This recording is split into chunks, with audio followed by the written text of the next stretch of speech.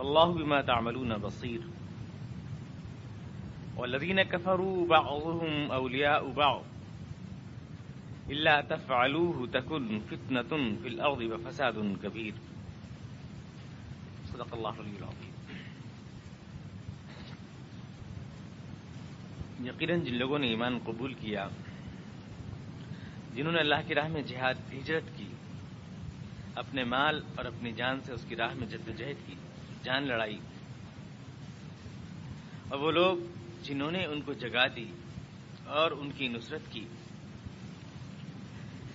یہ سارے لوگ آپس میں ایک دوسرے کے دوست ہیں. اور وہ لوگ جو ایمان لانے کا دعویٰ تو کرتے ہیں لیکن انہوں نے تمہارے ساتھ ہجرت نہیں کی ہے، ان سے تمہارا دوستی کا کوئی تعلق نہیں جب تک کہ وہ بھی ہجرت کر کے نہ آ جائیں.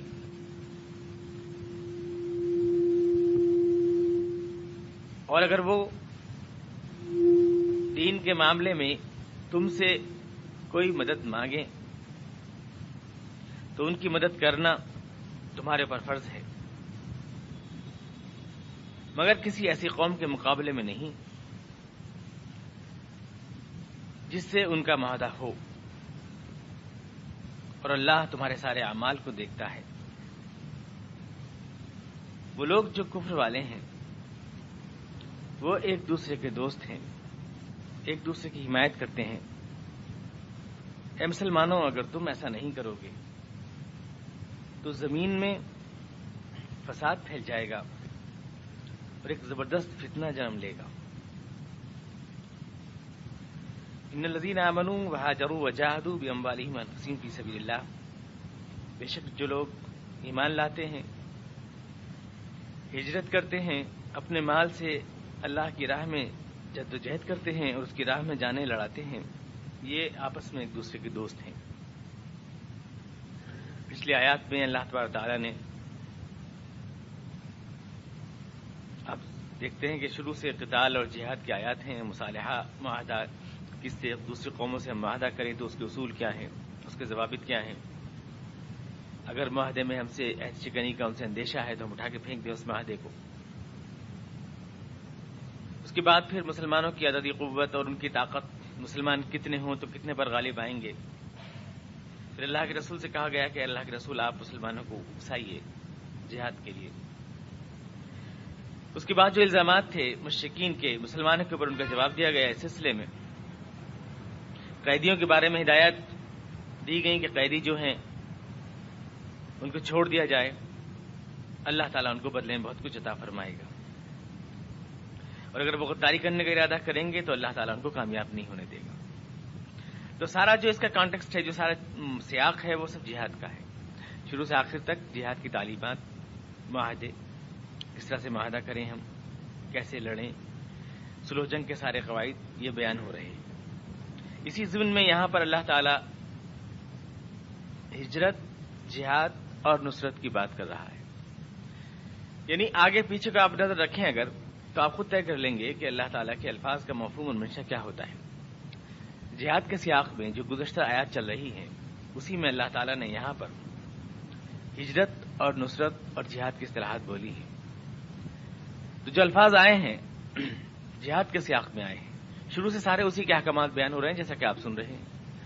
صلح کے قواعد، آپس میں بدر کی لڑائی کے پس منظر میں صورت نازل ہوئی ہے، آپ کو معلوم ہے. بدر کے بعد اس کے حالات پر تبصرہ ہے اس میں، اور اسی پس منظر میں نازل ہوئی ہے. اور مسلمانوں کو سب کچھ بتایا گیا ہے کہ تم وہاں سے ہجرت کر کے آئے، اس کے نتیجے میں اللہ نے تمہیں یہ مقام دیا، آج تم ان کو ہرانے میں کامیاب ہوئے، یہ اس کی برکات ہیں.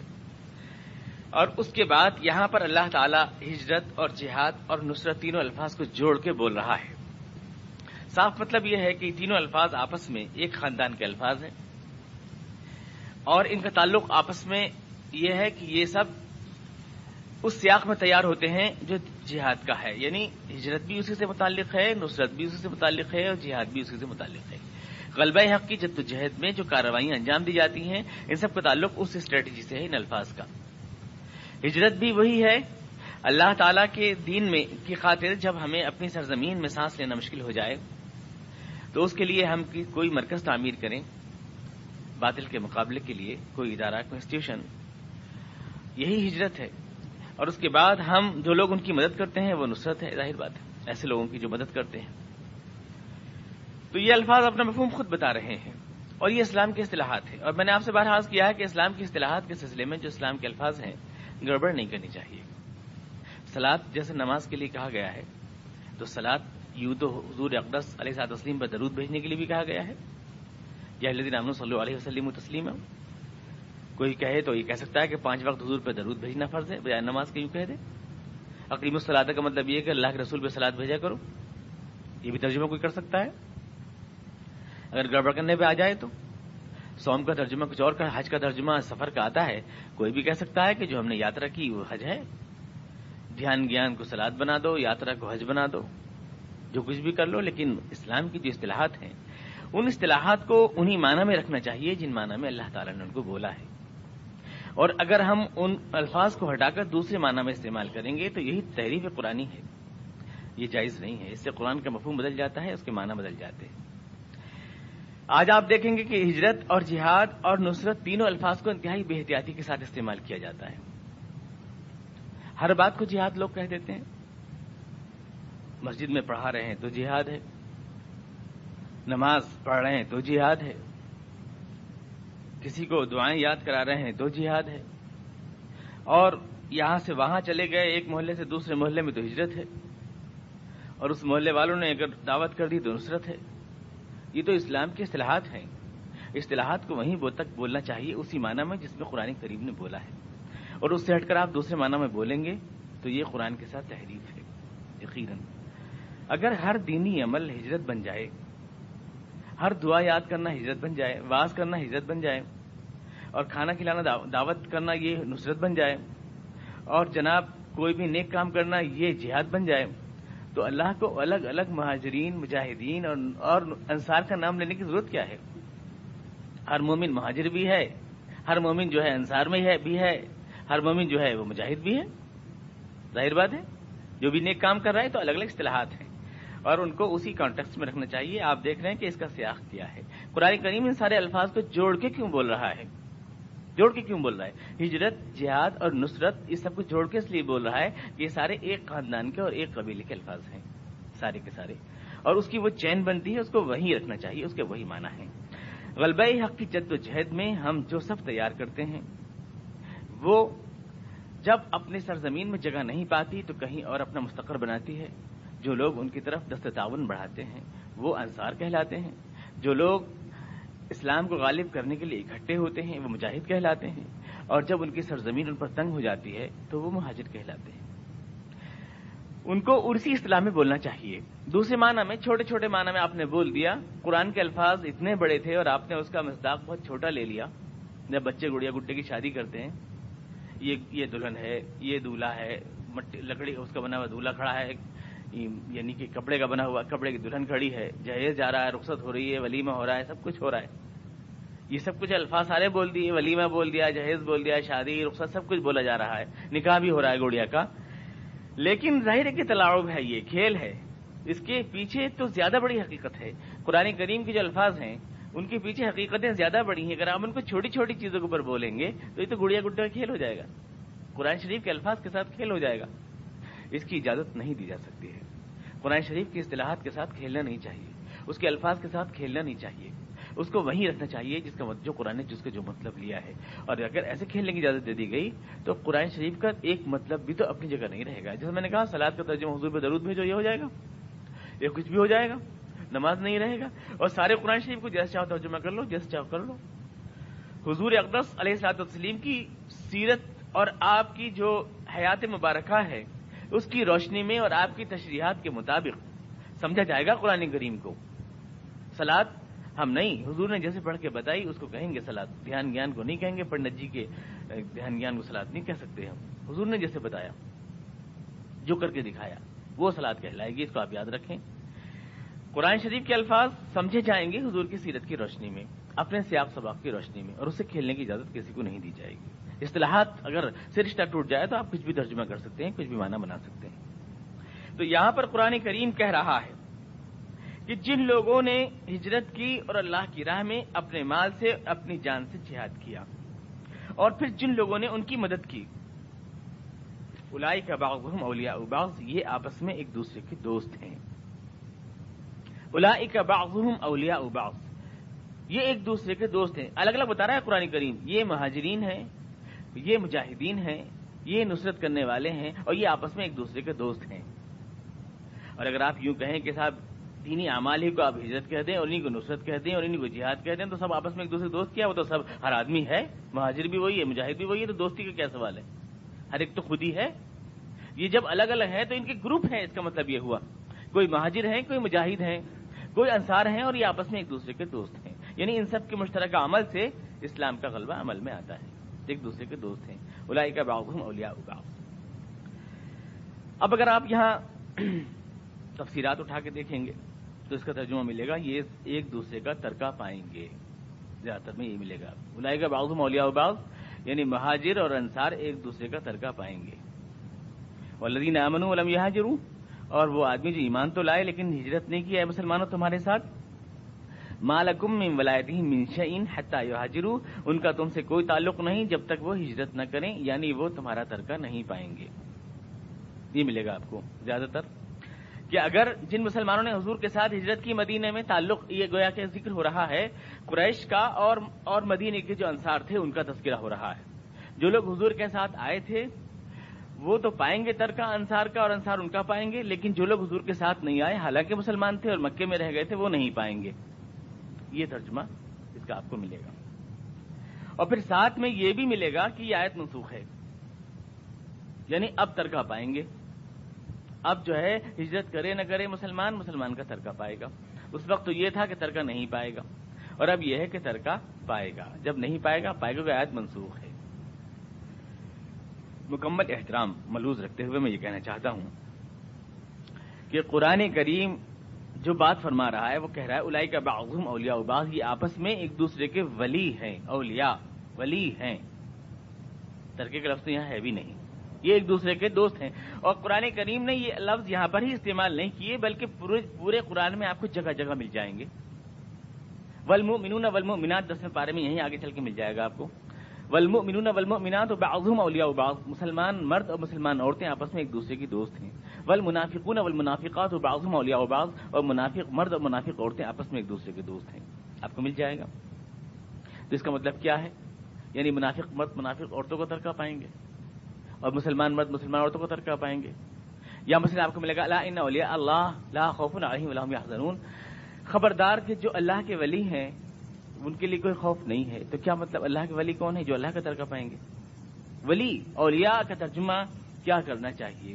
اور پھر اسی میں آگے چل کر ہے والذین کفروا بعضهم اولیاء بعض، اگلی آیت شروع ہوتی ہے کافر آپس میں ایک دوسرے کے ولی ہیں، یعنی کافروں کو آپس میں ایک دوسرے کا ترکہ دیا جائے گا. اس کا مطلب تو یہ ہوا گویا قرآن کریم مسلمانوں کے لیے بھی وراثت کا قانون بیان کر رہا ہے اور کافروں کے لیے بھی بیان کر رہا ہے. اس کا مطلب یہ ہوا کافروں کے لیے الگ ایک پرسنل لا بیان کر رہا ہے اور مسلمانوں کے لیے الگ کر رہا ہے. قرآن شریف کی ایک شریعت وہ بھی ہے جو کافروں کے لیے نازل ہوئی ہے. اس کا مطلب یہ ہوا وہی تعبیر تو اگلی آیت میں ہے والذین کفروا بعضهم اولیاء بعض، اور یہ آیت شروع ہوئی والذین آمنوا بعضهم اولیاء بعض، ایمان والے آپس میں ایک دوسرے کے دوست ہیں، کافر آپس میں ایک دوسرے کے دوست ہیں. تو دونوں آیتوں کا ایک ہی تو مطلب ہوگا. اگر یہاں ترکہ باتیں ہیں تو وہاں بھی ترکہ باتیں ہیں، یہ مطلب ہوگا. تو قرآن کریم گویا ان کے لیے بھی وراثت کے قوانین بیان کر رہا ہے. یہ بات ہوئی. دوسری بات جو میں کہنا چاہتا ہوں وہ یہ کہ اگر آپ یوں کہہ دیں کہ یہ آیت نازل ہوئی ہے مکے کے قریش کے بارے میں اور مدینے کے انصار کے بارے میں، تو اس کا مطلب یہ ہوا کہ یہ سب داستانیں جہاد و عظیمت کی اور نصرت کی جتنی بھی ہیں آپ اس میں کوئی حصہ نہیں لینا چاہتے، کوئی حصہ نہیں لینا چاہتے. یہ تو صرف ماضی کی داستان ہے، ایک جو آئے ہوئے تھے لوگ، کچھ پیدا ہوئے تھے، تذکرہ ہوا ختم ہو گیا. پچھلی داستانیں ہیں یہ، ان کے بارے میں نازل ہوئی ہے یہ. اور پھر درہ تو یہ ہے کہ ان کے بارے میں نازل ہوئی ہے اور پھر منسوخ بھی ہے. پہلے تو آپ نے پنجرے بند کر دیا ماضی کے، اور پھر اگر یہ ذرا سا امکان رہ بھی گیا تھا یہ کہ ہم اس سے کوئی رہنمائی لے لیں تو منسوخ بھی کر دیا اس کو، تاکہ آیت کی ریچ ہم تک پہنچ ہی نہ سکے، آیت ہمیں رہنمائی نہ کر سکے، افسانہ ماضی بن کے رہ جائے آیت. اس کا مطلب تو یہ ہوا آیت کو پہلے تو آپ نے ماضی میں ڈال دیا کہ ان کے بارے میں نازل ہوئی ہے، یہ ان کے بارے میں نازل ہوئی، پھر یوں کہہ دیا کہ منسوخ ہے. تو یہ کیا بات ہوئی؟ اور یہی بات ہے میں آپ سے عرض کروں جس نے انکار حدیث کا ذہن پیدا کیا، انکار روایات کا ذہن پیدا کیا لوگوں میں. یعنی کچھ لوگوں نے یہ کیا کہ محض کچھ واقعات کی آڑ میں قرآن کریم کی آیات کو، ایک کامن سینس کی بات ہے، آپ لوگ سمجھدار لوگ ہیں، قرآن کریم نہیں کہہ سکتا تھا کہ مکے کے انصار، مدینے کے انصار اور مکے کے مشرک، مکے سے جو مسلمان آئے ہیں وہ اور مدینے میں جنہوں نے نصرت کی ہے وہ آپس میں ایک دوسرے کے دوست ہیں. قرآن شریف پوائنٹ آؤٹ نہیں کر سکتا تھا مکہ اور مدینے کو، اوس اور خزرج کا نام نہیں لے سکتا تھا. قرآن تو صرف اتنا کہہ رہا ہے وہ جنہوں نے ہجرت کی اور وہ جنہوں نے مدد کی وہ آپس میں ایک دوسرے کے دوست ہیں. اولئک بعضهم اولیاء بعض. قرآن کریم کو اس سے کوئی لینا دینا ہی نہیں ہے کہ کون مکے کا ہے اور کون مدینے کا ہے. قرآن کریم کسی واقعے کا بیان نہیں کر رہا، بلکہ ایک اصول کا بیان کر رہا ہے جو قیامت تک رہے گا، ہمیشہ رہے گا. وہ جو ہجرت کرتے ہیں اور وہ جو ان کی مدد کرتے ہیں وہ آپس میں ایک دوسرے کے دوست ہوتے ہیں. یہ ایک عام اصول بیان ہو رہا ہے، یہ کسی ماضی کی کہانی نہیں اور کسی خاص قبیلے کا تذکرہ نہیں، کچھ خاص اشخاص کا تذکرہ نہیں. کیونکہ اگر ہوتا تو قرآن کریم کو خود نام لینے میں کیا عذر تھا؟ قرآن کریم موصوف کے بجائے اوصاف کا تذکرہ کر رہا ہے، ایمان کا تذکرہ کر رہا ہے، ہجرت کا تذکرہ کر رہا ہے، نصرت کا تذکرہ کر رہا ہے، اور یہ نہیں کر رہا کہ مکے کا اور مدینے کو نام ہی نہیں لے رہا قرآن کریم. مکے اور مدینے کی بات نہیں ہے. قیامت تک ہر دور میں جب کبھی بھی غلبہ حق کی جدوجہد کی جائے گی یہ تاریخ زندہ ہوگی. جب کبھی بھی آپ باطل کے مقابلے میں آئیں گے یہ سارے گروہ زندہ ہوں گے. کچھ وہ ہوں گے جو آگے بڑھیں گے جہاد حق کے لیے، کچھ وہ ہوں گے جو مدد کریں گے، کچھ وہ ہوں گے جن کے اوپر زمین تنگ ہو جائے گی، کچھ وہ ہوں گے، اور یہ سارے مل کر آپس میں اس نتیجے کو وجود میں لائیں گے. اور یہ واقعہ قیامت تک باقی رہے گا. یہ اصول ہے قرآن کریم کا، یہ کسی واقعے کا بیان نہیں ہے، یہ ایک اصول ہے. اولئک بعضهم اولیاء بعض. یہ آپس میں ایک دوسرے کے دوست ہیں، دوست بن جاتے ہیں ایک دوسرے کے. ایک مقصد کی خاطر انہوں نے زخم اٹھائے ہیں، ایک مقصد کی خاطر انہوں نے زمین چھوڑی ہے، ایک مقصد کی خاطر انہوں نے مدد کی ہے ایک دوسرے کی. ان سب کا ایک ہی مقصد ہے، اعلاء کلمۃ الحق. سب کا ایک ہی مقصد ہے، اسی پر ایمان لائے، اسی کے لیے جہاد کیا، اسی کی خاطر ہجرت کی اور اسی کی خاطر مدد کی. اور اس ایک مقصد نے ان کو آپس میں بھائی بھائی بنا دیا ہے. اولئک بعضهم اولیاء بعض. اس بات کو قرآن کریم میں جگہ جگہ کہا گیا ہے. ایک جگہ کہا گیا انما المؤمنون اخوۃ، مسلمان آپس میں بھائی بھائی ہوتے ہیں. ایک جگہ کہا گیا رحماء بینہم، ان کے درمیان آپس میں رحمت کا اور محبت کا تعلق ہوتا ہے. مسلمانوں کے درمیان میں آپس میں رحمت کا اور محبت کا تعلق ہوتا ہے. اور کہیں اس کو برادرانہ تعلق کہا گیا کہ یہ بھائی آپس میں ہوتے ہیں. اور کہیں گیا کہ یا ایھا الذین آمنوا اصبروا وصابروا ورابطوا، اے مسلمانوں آپس میں ایک سیسا پلائی دیوار بن کے رہو. اس تعلق کو اتحاد کا، تو اسی تعلق کو رحمت اور اسی کو محبت اور اسی کو اخوت کہا گیا قرآن کریم میں. مسلمان میں آپس میں یہ تعلق، یہ اخوت، یہ محبت کس بنیاد پر قائم ہوتی ہے؟ اسی بنیاد پر کہ یہ ہم ایک مقصد کے شریک ہیں. ہم سب اللہ کا کلمہ سربلند کرنا ہم سب کا واحد مقصد ہے. اسی کی خاطر یہ آگے بڑھ رہا ہے، اسی کی خاطر میں اس کی مدد کر رہا ہوں. مقصد کی شرکت ہمیں آپس میں ایک ہونے کا احساس دلاتی ہے، ہمیں آپس میں بھائی بھائی بناتی ہے. یہ اتنا قریبی رشتہ ہے کہ اس کے لیے دنیا کی ڈکشنری میں آپ کوئی اور لفظ نہیں ڈھونڈ سکتے. کم سے کم بھائی کا لفظ ہی بول سکتے ہیں اس کے لیے. آپ خون کے رشتے سے بڑا رشتہ ہوتا ہے دل کا رشتہ، نسب کے رشتے سے بڑا ہوتا ہے نظریے کا رشتہ. یہ ہم سب ایک مقصد کے شریک ہیں، لہذا ہم آپس میں بھائی بھائی ہیں، آپس میں ایک دوسرے کے دوست ہیں. اولئک بعضهم اولیاء بعض. رہ گئی بات وراثت کی، اس سے مجھے انکار نہیں ہے، وراثت ملے گی یقیناً. حکم تھا اس وقت کہ وراثت پائیں گے وہ لوگ، اور جو ہجرت کر کے نہیں آئے وہ وراثت نہیں پائیں گے. یہی حکم تھا، اور اس کا اشارہ قرآن کریم کی اگلی آیات میں بھی کہیں آ رہا ہے. تو اس سے انکار نہیں ہے، لیکن یہ بھی اسی کا ایک حصہ ہے. جو آدمی ہمارے مقصد میں ہمارا شریک نہیں ہے، اعلاء کلمۃ الحق میں ہمارے ساتھ ہجرت کر کے نہیں آیا، زمین چھوڑ کے نہیں آیا اور انہی کے ساتھ رہنا گوارا کیا کفار کے ساتھ، قرآن کریم ان کو یہ بتانا چاہتا ہے زبان سے تم نے ایمان کا لفظ لیا تو لیا، لیکن وہ رشتہ جو مقصد کا رشتہ ہے اس سے تم نے اپنے آپ کو نہیں جوڑا. جب نہیں جوڑا تو اب ہمارا تمہارا کوئی رشتہ نہیں ہے، یہاں تک کہ وراثت بھی تم کو نہیں دی جائے گی. وہ بھی اسی سے متعلق ہے. جب تم نے تحریک کا رشتہ منقطع کیا تو نسب کے رشتے بھی ختم ہوئے، کیونکہ وہ تو اس کے نیچے ہے. تو لہذا اگر وراثت نہیں ملتی ہے ان لوگوں کو تو یہ بھی اسی کا شاخسانہ اور یہ بھی اسی کا شعبہ ہے. آپ یوں نہیں کہیں کہ اولیاء کا ترجمہ ورثہ ہے، بلکہ یوں کہیں کہ ہاں اس کے نتیجے میں وراثت بھی نہیں ملے گی، کیونکہ جب وہ دوستی ہی نہ رہی، کوئی تعلق ہی نہ رہا، کوئی تعلق نہ رہا تو یہ بھی نہ رہے گا، یہ تعلق بھی نہ رہے گا۔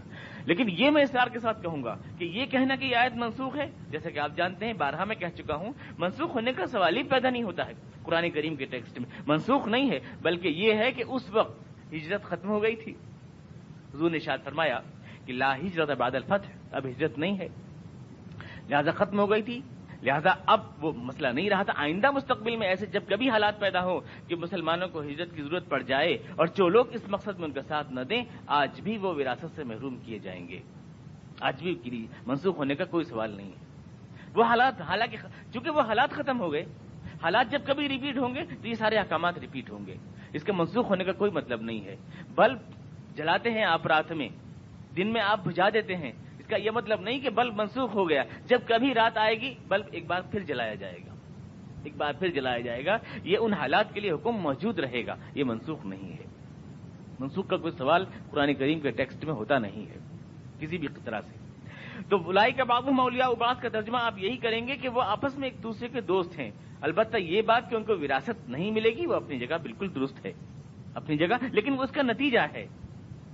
جب آپس میں کوئی تعلق نہ رہا مالکم من ولایتہ من شیء، تو یہ تعلق بھی باقی نہیں رہے گا حتی یہاجروا وَإِنِ اسْتَنصَرُوكُمْ فِي الدِّینِ، لیکن اگر وہ لوگ جو کافروں کے ساتھ رہتے ہیں تم سے دین کے معاملے میں کوئی مدد مانگیں، وراثت تو نہیں ملے گی، تم سے ان کا کوئی تعلق نہیں، مالکم من ولایتہ من شیء، ہمارا کوئی تعلق نہیں، جو ہمارے مقصد میں ہمارے شریک نہیں ان سے ہمارا کوئی تعلق نہیں۔ قرآن کریم یہ کہہ رہا ہے۔ رسول اقدس آئے، صحابہ کرام آئے، کچھ لوگوں نے وہیں رہنا گوارا کیا، قرآن کریم اتنا سخت پنشمنٹ دے رہا ہے، ہمارا ان سے کوئی تعلق نہیں ہے۔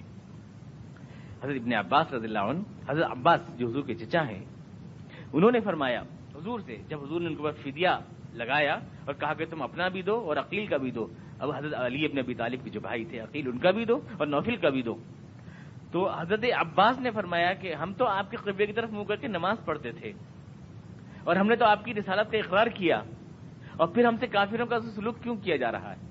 یہ انہوں نے کہا جب ان کو قیدی بنایا گیا، آپ پچھلے درس میں سن چکے ہیں، تو انہوں نے کہا کہ ہم نے تو آپ کی قبلے کی طرف نماز بھی پڑھی اور ہم نے تو آپ کی رسالت کا اقرار بھی کیا، پھر آپ ہمیں قیدی کیوں بنا رہے ہیں اور ہم سے فدیہ کیوں لے رہے ہیں اور کافروں کا سلوک کیوں کر رہے ہیں؟ آپ نے فرمایا ہاں یہ تو ٹھیک ہے، لیکن کیا یہ نہیں کہ تم نے ان کے ساتھ آ کر ان کو تقویت دی؟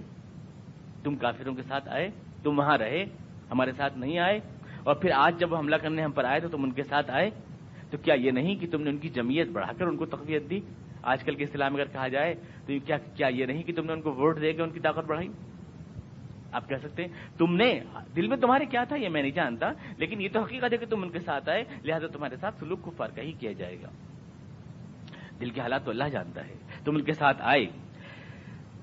لیکن قرآن کریم دین کا اتنا حق تسلیم ضرور کرتا ہے کہ اگر دین کے نام پر کبھی وہ لوگ آواز دیں، دین کے نام پر، ان استنصروکم فی الدین، اگر دین کے نام پر آواز دیں، وہ کفر کے ملک میں رہنے والے لوگ جنہوں نے کافروں کے ساتھ رہنا گوارا کیا ہے، ورنہ حدیث نبوی تو یہ ہے کہ جو آدمی کفار کے ساتھ رہتا ہے اور اس کے دل میں بے چینی نہیں، وہ مسلمان نہیں ہے، ابو داؤد شریف کی حدیث ہے۔ لیکن یہ کہ کفر، تم لوگ ان کے ساتھ رہتے رہے، تم ہمارے ساتھ نہیں آئے، لیکن اگر کبھی اس ملک میں دیار کفر میں رہنے والے مسلمانوں سے مدد مانگیں دین کے نام پر، استنصروکم فی الدین، دین میں اگر تم سے مدد مانگیں دین کے نام پر، فعلیکم النصر، تو تمہارے اوپر مدد کرنا ضروری ہو جائے گا، اس لیے کہ انہوں نے جو مدد مانگی ہے وہ دین کے نام پر مانگی ہے، اور دین سے تو تمہارا رشتہ باقی ہے، چاہے ان سے ہو نہ ہو، دین کے نام پر اگر وہ مانگتے ہیں فعلیکم النصر، مدد کرو ان کی، مظلومیت کی حالت میں مت چھوڑو ان کو، دیار کفر میں جو مسلمان مظلومیت کے عالم میں پھنس گئے ہیں، دبے ہوئے ہیں اور پرسیکیوشن کا شکار ہیں، ان کو تم تنہا مت چھوڑو، ان کی مدد کرو، ان کی مدد کرو، فعلیکم النصر الا علی قوم بینکم وبینہم میثاق، لیکن اس قوم کے مقابلے میں ان کی مدد نہ کرنا جس سے انہوں نے معاہدہ کر لیا ہے، یعنی اگر وہ دیار کفر میں رہتے ہیں صرف تو ان کی مدد کرو، لیکن اگر ان کا کوئی معاہدہ ان سے ہو چکا ہے تو ان کی مدد بھی نہ کرنا۔ نسب کے رشتے سے بڑا ہے دین کا رشتہ، لیکن دین سے بھی پہلے دیکھا جائے گا معاہدے کا رشتہ، نسب سے پہلے دیکھیں گے دین کا رشتہ، لیکن دین کے رشتے سے پہلے دیکھیں گے معاہدے کا رشتہ، یہ اسلام کی شرافت ہے۔ وہ چاہے دین کے نام پہ بلائیں چاہے اسلام کے نام پہ بلائیں تمہیں، اگر انہوں نے اپنے یہاں کے کفار سے معاہدہ کر رکھا ہے تو تم اس معاہدے کی خلاف ورزی میں ان کی مدد مت کرنا، کیونکہ اسلام معاہدہ شکنی کا قائل نہیں ہے۔ الا علی قوم بینکم وبینہم میثاق. اگر وہاں کے کفار سے ان کا کوئی معاہدہ ہے تو ان کی مدد مت کرنا، چاہے وہ تمہیں دین کے نام پر بلائیں. الا علی قوم بینکم، یہ اسلام کی خارجی سیاست کے کوئی تعلق نہیں تمہارا. وراثت، مفسرین کہتے ہیں وراثت میں کوئی تعلق نہیں. مالکم من ولایتہ من شیء، یہ الفاظ عام ہیں. وراثت تو وراثت، ہر چیز میں تمہارا کوئی تعلق نہیں، تحفظ بھی نہیں ہوگا تمہارا. اگر دیار کفر میں رہنے والے مسلمانوں کے ساتھ نہیں آئے ہیں، ہجرت نہیں کی ہے، ان کا تحفظ کا بھی حق نہیں ہے مسلمانوں کے اوپر. مرے جن پہ بھروسہ کیا ہے انہیں کے ساتھ رہیں، کوئی ذمہ داری نہیں عائد ہوتی دنیا کے مسلمانوں پر کہ ان کی حفاظت کریں. جن کے ساتھ رہنا گوارا کیا ہے انہیں کے ساتھ مریں، بھروسہ تو ان پہ ہی کیا تھا نا، ان کے ساتھ رہیں. دوسرے پر کوئی ذمہ داری نہیں. مالکم من ولایتہ من شیء، کوئی تعلق نہیں. نہ تو اس کی کوئی ذمہ داری کہ مسلمانوں کی حفاظت کریں، نہ اس کی کوئی ذمہ داری کہ مسلمانوں کی طرف سے لڑیں، کوئی ذمہ داری نہیں. یہاں تک کہ فقہاء کرام تو یہ بھی کہتے ہیں کہ اسلامی حکومت میں ایسے لوگوں کو کوئی منصب بھی نہیں دیا جائے گا جو دیار کفر میں رہتے ہیں برضا و رغبت، اور آ جائے اسلامی کسی اس میں ریاست میں، ان کو وہاں پر کوئی منصب بھی نہیں دیا جائے گا، کیونکہ وہ ڈسپیوٹڈ ہیں، متنازعہ ہیں اور مشکوک ہیں. پتہ نہیں ان کے اندر ایمان بھی ہے کہ نہیں. جب وراثت نہیں دے رہا ہے اسلام ان کو تو اور کیا دے گا؟ پتہ نہیں ایمان بھی ہے کہ نہیں، مشکوک ہے وہ. اس لیے ان کو دیار اسلام میں ملازمت تک نہیں ملے گی، کوئی اہم امپورٹنٹ، اور ان کو جو ہے تحفظ کا حق بھی نہیں ملے گا، دفاع کا حق بھی نہیں ملے گا، کیونکہ انہوں نے ایک نازک مرحلے پر اسلام کے ساتھ غداری کی ہے ایک معنی کر. یعنی قرآن کریم اتنی سختی کے ساتھ اس معاملے کو لے رہا ہے، اتنی سختی کے ساتھ اس معاملے کو لے رہا ہے کہ اگر وہ تمہارے ساتھ ہجرت کر کے نہیں آئے ہیں تو بلا وجہ غیر ضرورت ہے تو کوئی بات نہیں، پریشانی ہے تو کوئی بات نہیں. اس کو تو قرآن کریم میں 5ویں پارے میں اس کا حکم بیان کر دیا گیا ہے کہ وما لکم لا تقاتلون فی سبیل اللہ والمستضعفین من الرجال والنساء والولدان الذین یقولون ربنا اخرجنا من هذه القرية الظالم اهلها. اے مسلمانوں تم کیوں اللہ کی راہ میں نہیں اٹھتے جبکہ دیار کفر میں پھنسے مسلمان بچے اور عورتیں رو رو کر خدا سے دعا مانگتے ہیں کہ پروردگار بھیج ہمارے لیے کوئی مددگار جو ہمیں ان ظالموں کے ہاتھ سے چھڑائے. ربنا اخرجنا من هذه القرية الظالم اهلها واجعل لنا من لدنك وليا واجعل لنا من لدنك نصيرا. وہ حکم ان کا ہے، ان مسلمانوں کا جو صدق دلی کے ساتھ ہے مسلمان لیکن مجبوری کے عالم میں گھرے ہوئے ہیں، ان کا حکم ہے. لیکن جن لوگوں نے باقاعدہ معاہدے کر لیے ہیں، دیار کفر میں رہتے بھی ہیں اور معاہدے بھی کر لیے ہیں، قرآن کہہ رہا ہے دنیا کے مسلمان ان سے بری ذمہ ہیں. الا علی قوم بینکم وبینہم میثاق. انہوں نے اگر معاہدے کر لیے ہیں تو اب ہم تمہارے پر ان کی مدد کی کوئی ذمہ داری نہیں ہے. فعلیکم النصر الا علی قوم بینکم وبینہم میثاق. کوئی ذمہ داری نہیں ہے. اتنی سخت پنشمنٹ دے رہا ہے اسلام ایسے لوگوں کو. اب اس میں جو الفاظ ہیں تو آپ غور فرمائیں کہ قرآن کریم حکومت کا لفظ نہیں بول رہا ہے، قوم کا لفظ بول رہا ہے. الا علی قوم بینکم وبینہم میثاق. قوم، اس قوم جس قوم سے ان کا معاہدہ ہے، تمہاری قوم کا، تمہاری ان قوم کا جو دیار کفر میں رہتی ہے معاہدہ ہے جس قوم سے، تو تمہارا یہ قوم کا نام لے رہا ہے، اس قوم کا معاہدہ اس قوم سے، قوم کا لفظ لے رہا ہے. اس کا مطلب یہ ہے کہ معاہدہ کرے گی حکومت لیکن پابند ہوں گے مسلمانوں کے عوام بھی اس معاہدے کے. قوم پوری پابند ہوگی، صرف مسلمان پابند نہیں ہوں گے. اس ریاست میں رہنے والی ساری مسلمان قوم اس کی پابند ہوگی، اور اس ریاست سے جو اسلامی ریاست ہے اس سے باہر رہنے والے مسلمان جو ہیں ان کے لیے کوئی پابندی نہیں ہوگی. پابندی کی حدود صرف دیار اسلام میں رہنے والے مسلمانوں پر عائد ہوں گی اور باہر کوئی پابندی کی حدود نہیں ہوں گی. اب آپ کی سمجھ میں وہ مسئلہ آ جائے گا جو سمجھ میں نہیں آتا بہت سے علماء کرام کی بھی، کہ صلح حدیبیہ کے موقع پر حضور اقدس علیہ الصلوۃ والتسلیم معاہدہ کیا کفار سے. طے یہ ہوا کہ جو مکے سے بھاگ کر کے آئیں گے مسلمان مدینے میں، ان کو تو حوالے کر دیا جائے گا، مکے والوں کے کفار کے حوالے کر دیا جائے گا جو مکے سے بھاگ کر مدینے آئیں گے. لیکن جو مدینے سے بھاگ کر مسلمان جائیں گے مکے میں ان کو حوالے نہیں کیا جائے گا.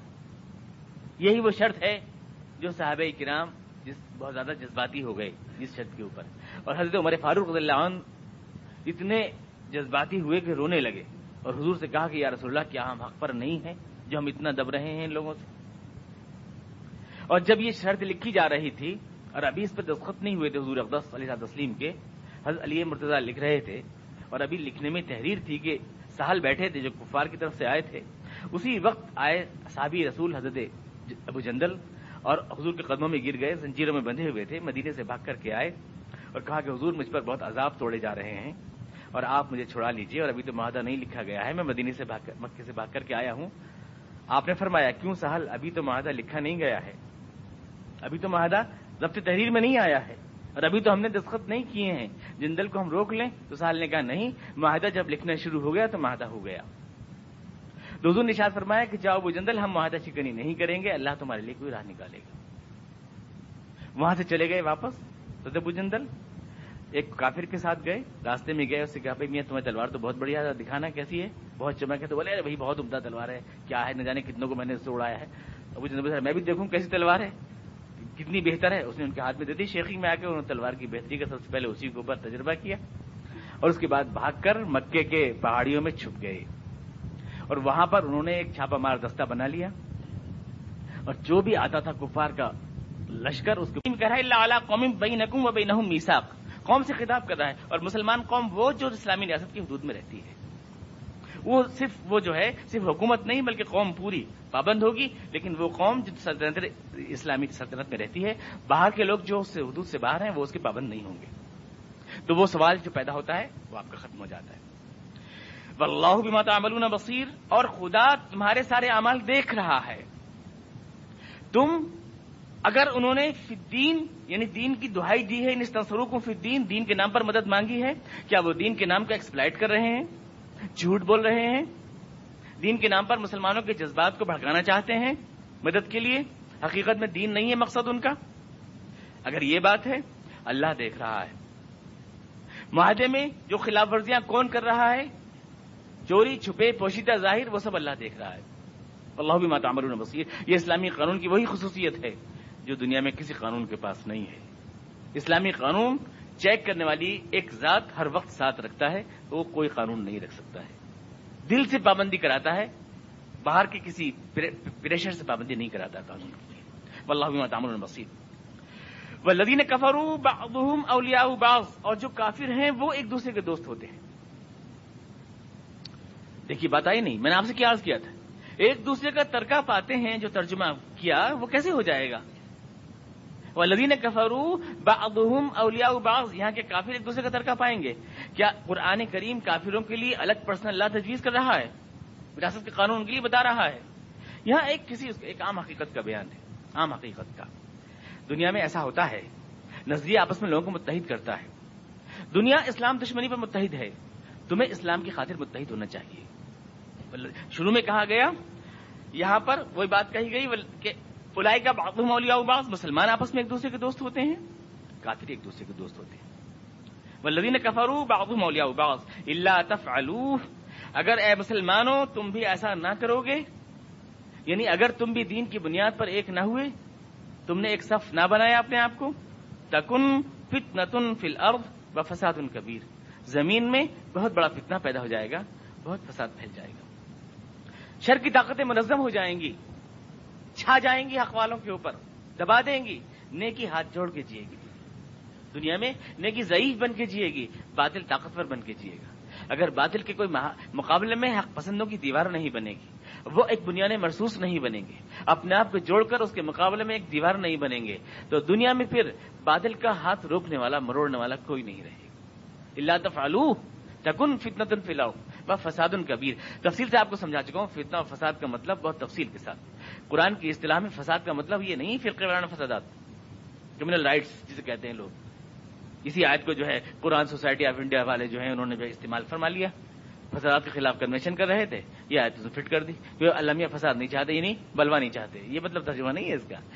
اللہ کی ہدایت سے ہٹ کر دنیا میں جو تمدن بنتا ہے وہ فساد ہے اسلام کی اصطلاح میں، اللہ کی ہدایت سے ہٹ کر وہ فساد ہے، یعنی اسلام کی روح سے تو ایک سیکولر معاشرہ فساد ہے، اور اس آیت کا استعمال وہ لوگ کر رہے ہیں جو ایسا معاشرہ قائم کرنا چاہتے ہیں دنیا میں، یعنی الٹے لوگ استعمال کر رہے ہیں اس آیت کو، الٹے لوگ۔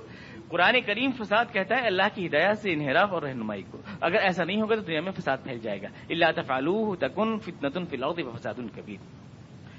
اس بنیاد پر ایک دیوار بنتے ہیں مسلمان، دوست بنتے ہیں، جیسے کافر دوست بنتے ہیں ویسے مسلمان آپس میں ایک دوسرے کے دوست بنتے ہیں، نظریے کے نام پر۔ نظریے کا رشتہ دل کا رشتہ ہے جو خون سے زیادہ اہم ہے، قرآن کریم یہاں پہ یہ بتانا چاہتا ہے۔ اب یہ بات آپ کی سمجھ میں آئی ہوگی کہ یہ قرآن کریم کی اصطلاحات ہیں، ہجرت، جہاد اور نصرت۔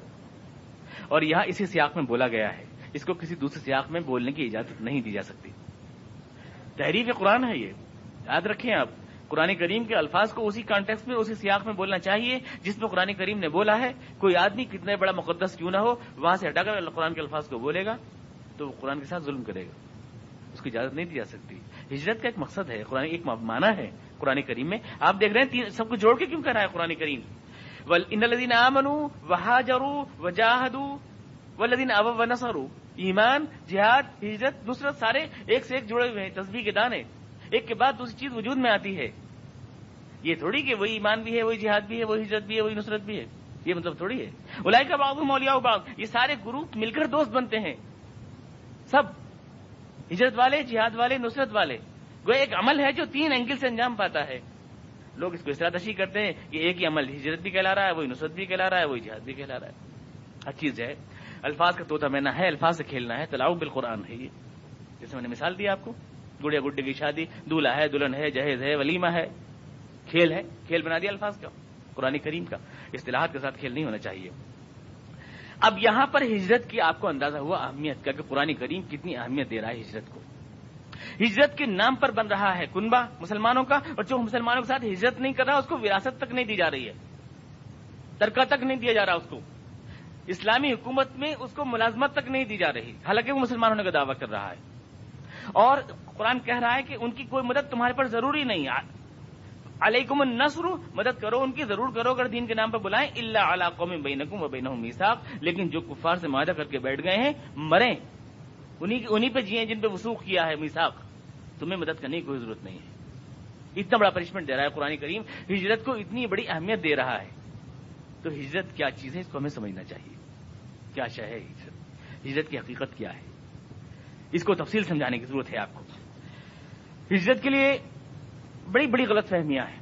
کچھ لوگ اس کو فلائٹ کے معنی میں بولتے ہیں، فرار کے معنی میں بولتے ہیں. جو اسلام دشمن ہے، جیسے حضور نے گویا فرار کیا، حضور صحابہ کرام کو لے کے چلے گئے، فلائٹ کیا آپ نے، پلان کر لیا آپ نے، فرار اختیار کیا آپ نے. حالات دشمن وہاں کی جو ہے پرسیکیوشن کا مقابلہ نہیں کر سکے، تشدد کا مقابلہ نہیں کر سکے تو بھاگ گئے. نعوذ باللہ من ذالک. سارے جو لوگ ہیں، جیسے ولی میور ہے، بہت بڑا مستشرق ہے، وہ اس کو فلائٹ ہی کہتا ہے کہ حضور جو ہے چلے گئے، چھوڑ کر کے مکہ، چھوڑ کر کے مدینہ آپ نعوذ باللہ من ذالک فرار کر گئے، بھاگ گئے آپ. یہ اس کو وہ دیتا ہے ولی میور جو ہے. اور عام طور سے لوگ اس کو اسی معنی میں لیتے ہیں. اور ہم لوگ بھی جو ہے، کچھ لوگ تو یہ کہہ دیتے ہیں کہ ہجرت ہے ہی نہیں، اب لا ہجرت بعد الفتح. یہ بھی کہہ دیتے ہیں کہ ہجرت اب ہے ہی نہیں، مسئلہ ختم ہوا، افسانہ ماضی تھا، کوئی ہجرت نہیں ہوا کرتی ہے. اور کچھ اس کو فرار کے معنی میں لے رہے ہیں، پلان کے معنی میں لے رہے ہیں، فلائٹ کے معنی میں لے رہے ہیں. تو ہجرت کیا چیز ہے، کیا نظریہ ہے، باقی ہے کہ نہیں باقی ہے، اس کو ہمیں سمجھنا چاہیے. ہجرت کے معنی کیا ہے؟ ہجرت فرار نہیں ہے، اسلام کی کمزوری کا اظہار نہیں ہے. اگر اسلام کی کمزوری کا اظہار ہوتی ہجرت تو فرار تو کمزوری کو کہتے ہیں. اگر فرار ہوتی ہجرت تو اسلام اپنے سن کی بنیاد ہجرت کو نہیں بناتا. آپ کو معلوم ہے ہمارا سن ہجرت سے شروع ہوتا ہے. اس کا مطلب یہ ہجرت کوئی ایسا واقعہ ہے، کوئی ایسا ٹرننگ پوائنٹ ہے جسے ہم یاد رکھنا چاہتے ہیں. ہمارے لیے فخر کی بات ہے. ہجرت ہمارے لیے فخر کی بات ہے، سر جھکانے کی بات نہیں ہے. اگر اس دن فرار ہوا ہوتا تو ہم اس دن کو یاد نہیں رکھتے. اس دن نے تو ہمارے اوپر طاقتوں کے دروازے کھولے. وہ تو اقدام تھا، ایک وہ طاقت کی طرف سفر تھا. قرآن کریم نے اسی صورت میں فرمایا تھا. ہجرت کے فوائد و برکات بتائے تھے. وَاذْكُرُوا إِذْ كُنتُمْ قَلِيلٌ مُسْتَضْعَفُونَ فِي الْأَرْضِ تَخَافُونَ يَتَخَطَّفَكُمُ النَّاسُ فَآوَاكُمْ وَأَيَّدَكُمْ بِنَصْرِهِ وَرَزَقَكُم مِّنَ الطَّيِّبَاتِ. اے مسلمانوں، یاد کرو وہ دن جب تم مکے میں سر جھکا کے جیتے تھے.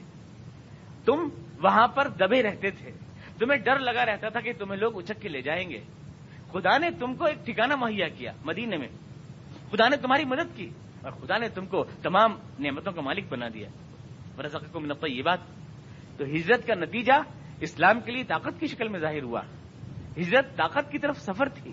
ہجرت کوئی فرار نہیں تھا، پلان وہ ایک منصوبہ تھا. ایک منصوبے کے تحت ہوا. ولی میور سے تو ہم یہ کہہ سکتے ہیں اگر یہ فرار ہوتا، صرف بھاگنا ہوتا، تو کیا آپ بیعت عقبہ اولی اور بیعت عقبہ ثانیہ آپ جانتے ہیں؟ اس سے پہلے مدینے والے آئے حضور کے پاس اور حضور کو دعوت دی کہ آپ چلیں. اور پھر آخری جو بیعت ثانیہ ہوئی ہے جس میں حضرت عباس بھی موجود تھے، اس میں وہاں سے آنے والے لوگوں نے جب آپ کو دعوت دی تو کھڑے ہو کر کے کہا انہوں نے، تم جانتے ہو اے اہل یثرب، اے اہل مدینہ، کس لیے بلا رہے ہو تم خدا کے رسول کو؟ اسعد ابن زرارہ نے کہا جو وہاں سے آئے تھے یثرب سے، اے اہل یثرب اس بات کو یاد رکھو، آج تم جو ان کو بلا رہے ہو تو اس کا مطلب یہ کہ تمہیں سارے عرب سے لڑنا پڑے گا، سارے عرب سے ٹکرانا پڑے گا، کیا تم اس کے لیے تیار ہو؟ یہ سوال کیا. حضور وہاں موجود ہیں بنفس نفیس، صحابی رسول مقداد ہیں، صحابی رسول سعد بن عبادہ موجود ہیں وہاں پر. وہاں یہ سوال جواب ہو رہا ہے. کھڑے ہو کر مدینے والے کہہ رہے ہیں، یثرب والے، یا رسول اللہ ایسا تو نہیں ہوگا کہ جب آپ سارے عرب پر غالب آ جائیں گے تو ہم کو چھوڑ دیں گے، ایسا تو نہیں ہوگا. معلوم ہوا کہ اہل یثرب بلانے سے پہلے جانتے ہیں یہ فرار نہیں، یہ تو لوٹ کے آنے کی تدبیر ہے. جب آپ سارے عرب پر غالب آ جائیں گے، فرار نہیں ہے، وہاں پلان ہے کہ اسلامی مرکز کی تعمیر ہے، مقصد بھاگنا نہیں، مقصد لوٹ کر مکے میں آنا ہے. جس کے جواب میں حضور ارشاد فرماتے ہیں مسکرا کر، نہیں مقداد، اب تو قبر قبر کے ساتھ ہے اور خون خون کے ساتھ ہے. بھاگنے کا کیا سوال ہے؟ اب تمہیں چھوڑنے کا کیا سوال ہے؟ اب تو قبر قبر کے ساتھ ہے اور خون خون کے ساتھ ہے، زندگی زندگی کے ساتھ ہے. یہ آپ ارشاد فرماتے ہیں. تو صاف ظاہر ہے کہ رسول اقدس صلی اللہ علیہ وسلم فرار کی بات نہیں، وہاں مدینے جا کر ایک اسلامی ریاست کی تشکیل اور اس کے بعد ایک مرکز کی تعمیر، تاکہ جو مستضعفین مسلمان ہیں ان کی مدد کی جا سکے، اور تاکہ اسلام کی اقدام کے لیے پلان کیا جا سکے، اور تاکہ اسلام کی صدائے احتجاج کو تمام دنیا میں پھیلایا جا سکے. صدائے احتجاج کہہ رہا ہوں میں، دعوت تو ہے ہی لیکن صدائے احتجاج بھی. آپ یاد رکھیں جب کبھی بھی جبر کا کوئی بھی نظام ہے دنیا میں، نہ تو وہ جہاد کی اجازت دیتا ہے اور نہ ہی وہ ہجرت کی اجازت دیتا ہے.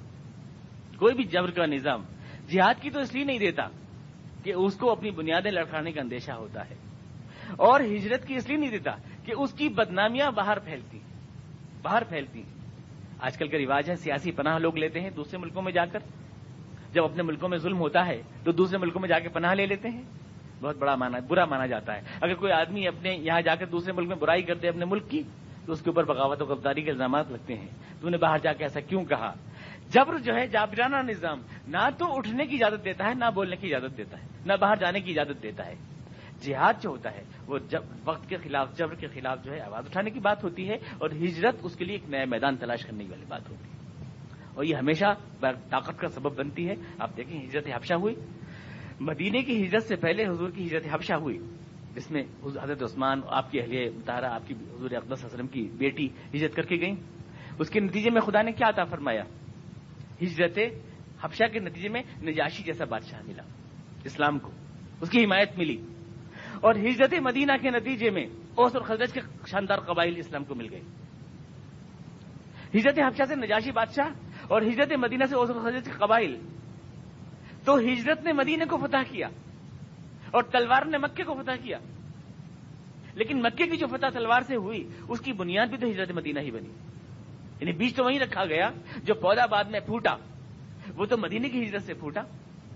تو کوئی مومنٹ موشن کے بغیر نہیں ہوتا، کوئی تحریک حرکت کے بغیر نہیں ہوتی. حرکت کی جاتی ہے، ایک جگہ سے دوسری جگہ جایا جاتا ہے تو اس میں برکات اٹھتی ہیں. اور جب تک ہجرت کے لفظ کو آپ جہاد کے ساتھ نہ ٹانکیں، ہجرت کے لفظ کے کوئی معنی نہیں ہے، کوئی معنی نہیں ہوتے. ہجرت کے لفظ کو معنی آپ سمجھ سکتے ہیں جہاد کے لفظ کے ساتھ جوڑ کر، اس سے الگ کر کے نہیں سمجھ سکتے کسی طرح سے بھی. تو ان تمام الفاظ کو اس سیاق میں سمجھنا چاہیے کہ ہجرت جو ہے اصل میں اسلام کا ایک میسج، ایک پیغام ہے، ایک زبردست اسلام کے لیے طاقت کے اظہار کی علامت ہے. اور اسی لیے جتنی بھی اسلام کے شاعر کی جتنی بھی آیات نازل ہوئی ہیں جس میں شاعر اللہ کا ذکر ہے، اللہ کا کلمہ بلند کرنے کی بات ہے، یا اللہ کے شاعر کا تذکرہ ہے کہ اللہ کے شاعر کی حرمت کرو، وہ ساری کی ساری مدینے میں نازل ہوئی، سب ہجرت کے بعد نازل ہوئی. اور حکم جہاد بھی مسلمانوں کو جو دیا گیا وہ سن 1 ہجری میں دیا گیا، یعنی ہجرت کے بعد دیا گیا. تو یہ سارا عمل جو ہے، یعنی دعوت جسے کہتے ہیں لوگ، اور تبلیغ جسے کہتے ہیں لوگ، اور ہجرت اور جہاد اور نصرت، یہ سب اصل میں سٹیجز ہیں. پہلے ایک قافلہ بنایا جاتا ہے، اس کو کہتے ہیں دعوت. پھر قافلہ بنا کر تحریک کو دوسری جگہ پھیلایا جاتا ہے، اس کو کہتے ہیں مومنٹ، تحریک. اس کے بعد اس قافلے کو دوسروں سے جدا کیا جاتا ہے، اس کو کہتے ہیں ہجرت. اس کے بعد اپنے قافلے کو تحریک سے ملایا جاتا ہے، اس کو کہتے ہیں جہاد. ایک صف بنائی جاتی ہے بادل کے مقابلے میں. یہ سارے اسٹیجز ہیں. ظاہر ہے کہ ہجرت کے نتیجے میں جہاد، یعنی جب دوسروں سے آپ کٹیں گے تو اپنوں سے آپ جڑیں گے، سیدھی سی بات. جب آپ دوسروں سے کٹیں گے یعنی ہجرت، تو اپنوں سے جڑیں گے یعنی جہاد. بنیاد مرصوص بننا، ایک صف بننا. تنظیم، اس کا بنیادی نتیجہ ہے جہاد. دوسروں سے کٹنا، ہر ڈیبٹ کے اگینسٹ جو ہوتا ہے ڈپازٹ ہوتا ہے. دوسروں سے کٹنے کا مطلب اپنوں سے جڑنا. ہجرت کا اگینسٹ جہاد بنتا ہے. جب آپ دوسروں سے کٹ کر ایک صف بن جائیں گے تو باطل کے مقابلے میں اکٹھے ہو کر ایک بنیاد بن جائیں گے آپ. یہ ہوتا ہے. دعوت سے قافلہ بنتا ہے اور تحریک پھیلتی ہے تعلیم سے، جیسے کہ مدینے میں پھیلی. حضرت مسلم بن عمیر گئے اور یہاں کا قافلہ ان سے جدا کیا گیا ہجرت کے ذریعے اور اس کو تحریک سے مکس کیا گیا اور پھر ملا کے ایک بنیاد بنائی گئی تاکہ اس کے مقابلے میں اب باطل کے مقابلے میں لوہا لیا جائے اور اس سے فائٹ کیا جائے. یہ اسلامی تحریک کے مراحل ہیں اور اس طرح سے وجود میں آتے ہیں. ایک تفصیلی موضوع ہے یہ. آج کل کے حالات میں تو ظاہر بات ہے کہ آج کل کے قوانین بھی الگ ہیں، ماحول بھی الگ ہے. مائگریشن کا قانون تو ہے نہیں. اگر آپ کہیں ہجرت کرنا چاہیں تو کوئی آپ کو اجازت نہیں دے گا. ہندوستان چھوڑ کے کہیں بھاگنا چاہیں تو کوئی آپ کو اجازت دے دے گا یا کسی بھی ملک میں. اور نہ ہی آج آپ کو جہاد کی اجازت اس معنی میں دی جا سکتی ہے جس معنی میں قرون وسطیٰ میں تھی. یعنی آپ کوئی فوج بنا کے لڑنا شروع کر دیں، اس کی اجازت آپ کو نہیں مل سکتی ہے. ماحول بدل گیا ہے، ماحول کا شاکلہ بدل گیا ہے، سوچنے کا انداز بدل گیا ہے. جہاد نئے میدانوں میں ہے، آج نئے میدانوں میں ہے. ہجرت کے لیے بھی ظاہر ہے نئے میدان ہے. اب ہجرت اس معنی میں تو نہیں ہو سکتی ہے. پھر ہجرت کا موجودہ حالات میں کیا مفہوم ہو سکتا ہے اور موجودہ حالات کے دائرے میں کس طرح عمل میں آ سکتی ہے. قرآنی احکامات کی تطبیق کس طرح سے ممکن ہے کہ ہم موجودہ حالات سے سیٹ بھی ہو جائیں اور قرآنی احکامات کی تطبیق بھی ہو جائے اور اسلام کی تحریک اور دعوت کا یہ سفر بھی ہو جائے. یہ ساری چیزیں کس طرح سے ممکن ہیں؟ یہ سوال آپ کے ذہن میں آتے ہوں گے کہ ایک طرف ایڈجسٹمنٹ، ایک طرف دعوت، ہمیں دوسروں تک اسلام کو پہنچانا ہے اور دوسرے ساتھ ہمیں رہنا ہے، اور دوسری طرف قرآن کے احکامات جو آ رہے ہیں ہمارے سامنے ہجرت کے اور جہاد کے، ان کو بھی ہمیں نبھانا ہے. تو ان ساری چیزوں کے لیے عملی یعنی پریکٹیکل شکل کیا ہو سکتی ہے عملی، اور آج کے حالات میں ہجرت کا مفہوم کیا ہو سکتا ہے اور اس سلسلے میں جو اٹھنے والے سوالات ہیں ان کا جواب کیا ہو سکتا ہے. یہ ایک تفصیلی بحث کا موضوع ہے. اگلے درس میں انشاءاللہ اسی ٹاپک پر پورا درس میں دوں گا. ہجرت آج کے حالات میں کس طرح ہو سکتی ہے اور اس کا عملی انطباق آج کے حالات پریکٹیکل کس طرح سے ہو سکتا ہے. آج کیا مطلب ہے ہجرت کا آج کے حالات میں؟ جو فقہاء کرام کی تصریحات ہیں، جو قرآن کریم کی اور احادیث رسول اقدس کی تصریحات ہیں، ان کی روشنی میں آج ہم کس طرح سے ہجرت کر سکتے ہیں اپنے گھر پہ رہتے ہوئے، اپنے ماحول میں سیٹ رہتے ہوئے اور اپنے سماجی بندھنوں میں بندھے ہوئے. آج کس طرح سے ہم کر سکتے ہیں اور اس کی عملی شکل کیا ہے کہ ہم گناہگار بھی نہ ہوں، اللہ کے احکامات پر عمل بھی ہو جائے، اور یہ کہ ہماری قرآن کریم نے جو کہا کہ اپنے آپ کو ہلاکت میں نہ ڈالو تو اس حکم پر بھی عمل ہو جائے. اس کی عملی شکل انشاءاللہ میں اگلے درس میں آپ کے سامنے اسی موضوع پر پوری تفصیل سے پیش کروں گا. اللہ تعالیٰ اگر زندہ رہا تو توفیق عطا فرمائے. کوئی سوال اگر آج کے درس کے بارے میں ہے؟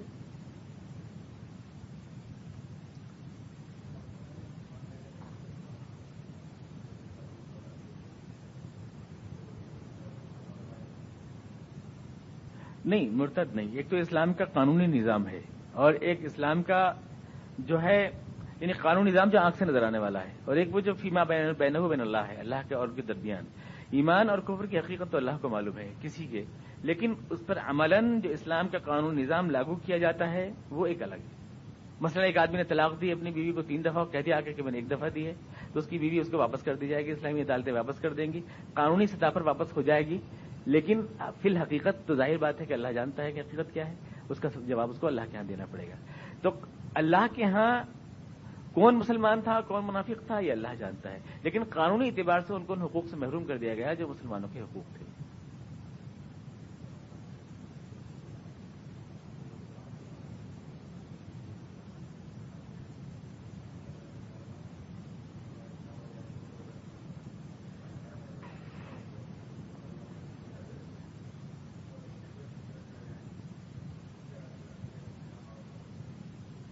ہاں، یہ سب اسلام کے قانونی نظام سے متعلق چیزیں ہیں. جیسے قاتل مسلمان قتل کر دیا جائے گا، اس کا یہ مطلب نہیں کہ وہ کافر ہو جائے گا. اسلام کے قانونی نظام سے متعلق ہیں یہ ساری چیزیں. درے لگتے ہیں مسلمانوں ہی کے لگتے ہیں، شراب پینے والے مسلمانوں کے، زناکاروں کے درے لگتے ہیں یا انہیں قتل کیا جاتا ہے قصاص میں. اس کا مطلب یہ نہیں ہوتا کہ وہ کافر ہو گئے. تعزیری قوانین کے اعتبار سے، ظاہری قوانین کے اعتبار سے وہ اسی سزا کے مستحق تھے پنشمنٹ کے. فی الواقع وہ مسلمان تھے یا کافر یہ ساری تفصیل اللہ کے پاس ہے. ان میں کون کون منافق تھے اور کون کون مسلمان تھے.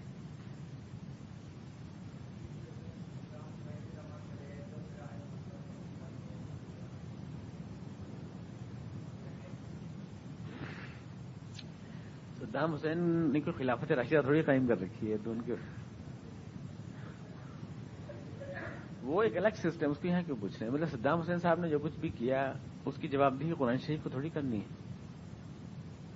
صدام حسین صاحب جو کچھ بھی کرتے رہتے ہیں اپنے مفاد میں یا کوئی بھی ایکس وائی زیڈ، اس کا جواب قرآن شریف کے ذمہ نہیں ہے.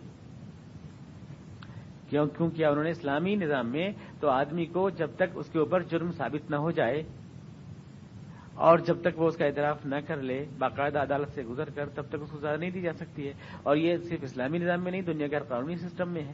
اور اسی لیے صدام حسین صاحب نے اس کو عدالت کے ذریعے نہیں بلکہ ان کے قبیلے کے لوگوں کے ذریعے قتل کرا دیا تاکہ عدالت کی گرفت سے ہی بچے رہیں.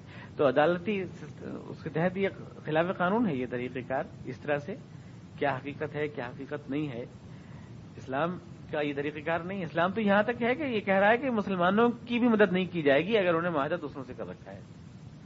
اتنی معاہدے کی پابندی کرتا ہے. جی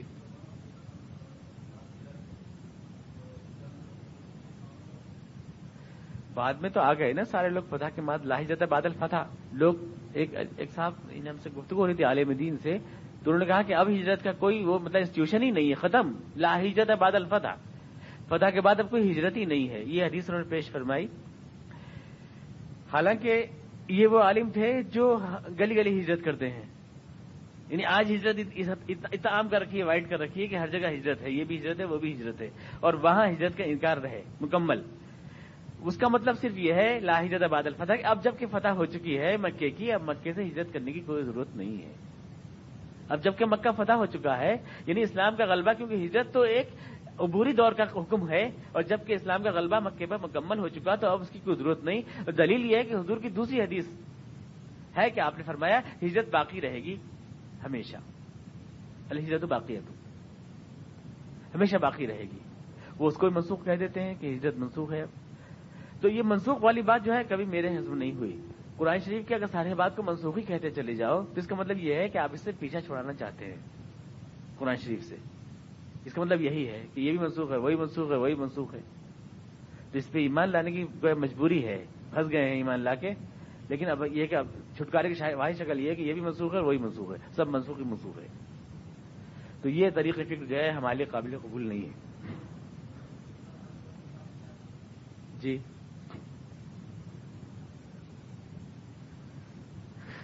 صاحب بڑا نازک سوال پوچھے. ہو گیا.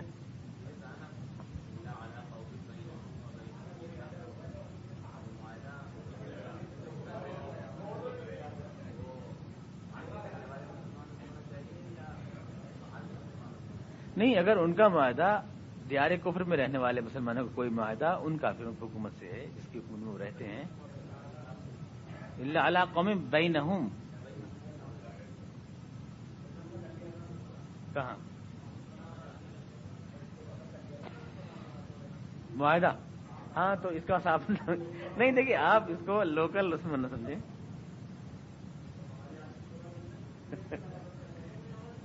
جی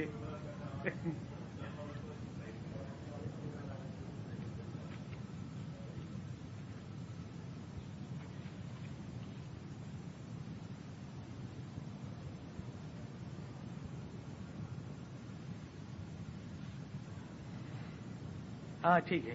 مطلب اگر اسلامی حکومت کا معاہدہ کسی کے ساتھ ہے، کسی حکومت کے ساتھ ہے، تو اس معاہدے کی خلاف ورزی اسلامی حکومت نہیں کرے گی.